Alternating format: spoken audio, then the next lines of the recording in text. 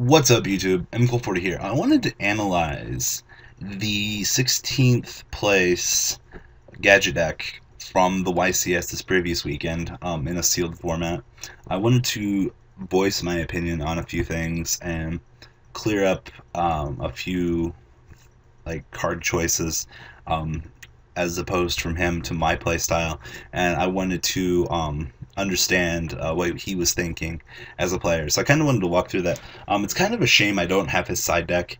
Cordero couldn't get it, but nonetheless, I have the main deck and the extra deck, so I can pick brains for reasonings here. So we'll start off here. He is playing the three basic hand traps that gadgets need to be playing. The double trag and the one gores. They are pretty much mandatory even if you don't believe them to be. Even in a format with Fire Fist running around, it's the same reasoning why you would play trag. You can just board it out against Fire Fist. I mean, yeah, granted, Bear is really going to rock its world game one, but nonetheless, that's no reason not to be playing Trag. Trag gives you, more optimal situations as opposed to, being in a worse situation without Trag. And plus his level modification ability can really set up plays, especially, if you're playing against heroes with cannon. A lot of cool tricks that you can really pull off with Trag. So, he is playing the hand traps. It's very good. I'm glad that he stuck to that much.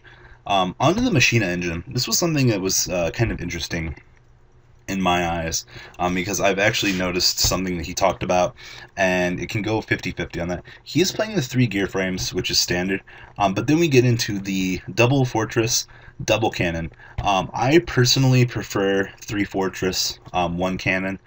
There are plenty of times where my fortress just gets bottomless. That really turns cannon off. I've had people come up to me at regionals and go, you should play cannon, or you should play force over cannon, just because cannon's a DDV target, which is irrelevant knowledge. Just because if it does get DDV'd, I'm pretty much already in a losing situation as it is. So force is irrelevant. There was one big thing that he said. Cannon is never really dead for him.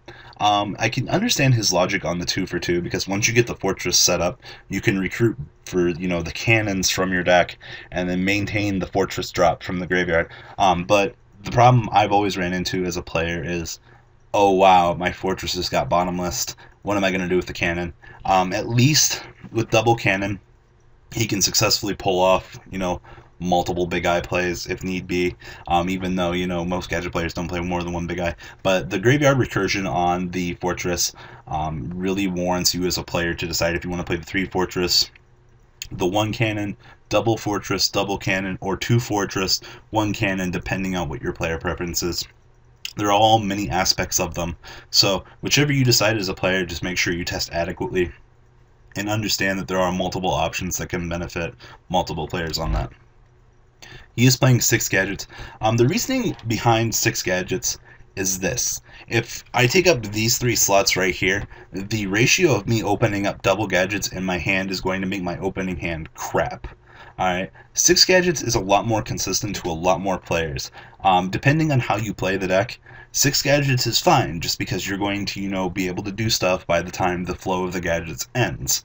And there's nothing wrong with that, but you have to understand, if you are playing the 9 gadgets, you are playing a little bit more of a consistency issue, and it's just, as opposed to the 6 gadgets, you feel a little bit better about yourself when you only draw 1 gadget. You're like, oh, there could be 2 or 3 in here with the 9. So, 6 gadgets, it's just more consistent in the 40 card build. Onto the double tour guide. I feel that Max C is a little bit more potent. I like the fact that I can just Max C and threaten my opponent with what I'm going to do. The other thing that kind of was a bit disappointing, having to play 2 tour guides forces you to take away 4 resources from your extra deck. Granted, you already have 1 or 2 loose slots in the deck, but Tour Guide gives you access to Leviair, Leviathan, Zenmaines, and Acid Golem, which, depending on the player preference, once again, all of those can be good utility options, depending on the situation you're in, or Max C can just generate more card advantage for you, or in most cases you can also play Effect Veiler, depending on what your meta is in the area. But Tour Guide worked out for him. I can see where he was coming from. But, once again, for me, I prefer the Max C just because it pushes, that threat onto your opponent. And depending on the situation you're in, both options are really good as well. Heavy Storm, not really much I can say about that. Two double summons. I'm not a big fan of double summon. Yes, I understand that double summon gives you the ability to go gadget, gadget, search, search, gear, gigant, search. I understand that. Looking at this deck, he has no MSTs main decked. Me, that scares me. I would rather have MSTs at my disposal just because I can go, alright, blow up your back row, get my gadget summon successful. I don't want to lose my gadget because I'm playing those 6 gadgets. And a quote I got from Jordan Nazar last week on text, it really sucks when your one gadget gets destroyed by some way, shape, or form and its summon was negated because you are going to struggle for dear life to draw that next gadget. And he couldn't have said it better to me last week. I kind of got a chuckle off of that. But double summon really forces you to, have the perfect setup. Me as a player, I'd rather have the MSTs just because of that. It really depends, though, what you're thinking at the time. MST and gadgets is actually very important, granted, depending on the format, shifting away from back row, stuff like that. I'm pretty sure the MSTs were in his side deck, which was basically the same thing as maining them games 2 and 3. But nonetheless, double summon, what a pun there. Double summon allowed him to set up more plays, at least to go into the Abyss Dweller and shut down the Mermaid players. And I'm pretty sure that he might have had some sphere problems game 1, but at least in games 2 and 3 he could have grinded out of it. Dark Hole, Avarice, Reborn, and Book of Moon. Book of Moon's just for the Fire Fist matchup. That's its only main purpose. Just book down the bear and then win the game from there. His trap board is really heavy. He is playing basically everything that most gadget players are playing in a really trap-heavy deck. Double Bottomless, double Mirror Force, double Torrential, double D-Prisons, double Compulse, double Chain, and then the Solemn Duo. He was also playing the one Ultimate Offering. He did quote in his video, it was something along the lines that unless your opponent has MST, you basically win. This is true to a degree, but once again, depending on the situation you're in, Ultimate Offering, I don't know. I understand Ultimate Offering is good in the 6 gadget version. As long as you open it up, you open it and a gadget, you can just go bonsai and then win the game. Combined with Shockmaster, there's a lot of things that you can really do with it. But once again, OTK card, it's really most optimal at 9 gadgets. And as I've been saying, in order to make Ultimate Offering be the best thing that it can be, you need to play 3 more additional cards in your deck to make one bad card really good to maximize it. But at least in 6 gadgets, you have the 1 or 2 random OTK potentials that can come out of it. Outside of that, I would probably prefer it to be a 3rd MST, just because of the defensive capability that MST gives me to set up my plays. Even though the 1 OTK maybe once every 5 or 6 games, while you're on the defense or on the offense, can really help either way. But once again, player preference. I'm not going to take anything away from him. I'm very happy to see that he did top with a different gadget deck. Really gives the diversity option out there for people, and it really makes people think outside the box.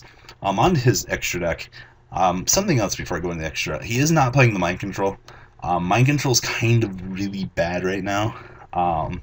Yeah, I'm still maining it myself, but the sad thing with Mind Control right now is it's just one of those cards. It's like, okay, I took your monster XYZ. There's no really good standalone XYZ monsters outside of Dweller, just because it's at least going to lock down your opponent for a turn and get it back to you to do something. So, but nonetheless, onto his extra deck. His extra deck is pretty good to accommodate for what he has. I really don't have any main complaints. I'm just going to walk through it for you guys. The one big eye, Utopia, Shockmaster, Double Gear Gigant, Popple Operative, the Black Ship, Maestroke, Double Dweller, Cowboy, and then his rank 3s are Acid Golem, Leviathan, Livier, and then Zinmains.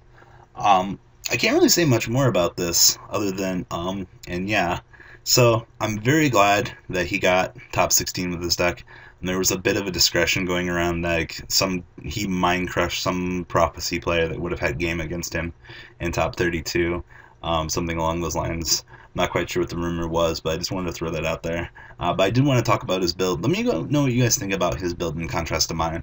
Do you guys feel that there's more medium in between the two of them? What's your player preference on the deck?